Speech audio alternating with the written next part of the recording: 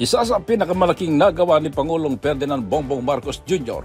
ay ang matupad ang kanyang pangako na gawing 20 pesos bawat kilo ng bigas. Ang usapan namin ng Department of Agriculture ni Secretary Laurel, yung murang bigas, yung benteng bigas ng Pangulo, dadali na natin doon para yung nakukuha nilang food credit, murang bigas na ang mabibili nila. So, ibig sabihin, mas marami silang pagkain na makukuha pa doon sa food credit. Ito ay base sa kanyang pangako noong nangangampanya pa lang, kung saan ay dito siya hinangaan at nakakuha ng malaking porsyento ng suporta mula sa masa. Katunayan, nahirang ang Pilipinas bilang isa sa fastest growing economic in Asia. Itong nakalipas na January 2025, bagamat umabot din ng halos taon bago ito naisakatuparan, ipinagpasalamat pa rin ng karamihang mahirap na natupad ang pagkakaroon ng murang bigas sa ilalim ng kadiwa ng Pangulo.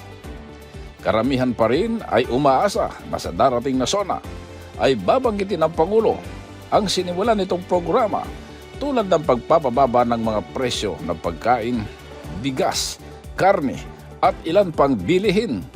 Ayon kay Aling Binang Castillo, may-ari ng karinderya sa Quezon City, malaking bagayan niya sa kanya ang mapanatili ang murang bilihin upang mapanatili rin nila ang presyo ng kanilang paninda.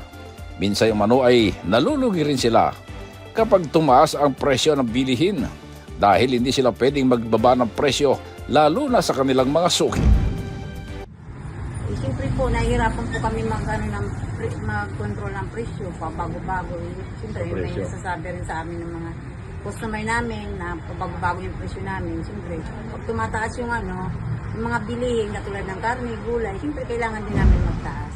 Para sa The President Agenda, ang ika-4 na SONA ni Pangulong Ferdinand Bongbong Marcos Jr., ito si RS23. Edwin Duque para sa DCRH. Una sa Pilipinas, una sa Pilipino.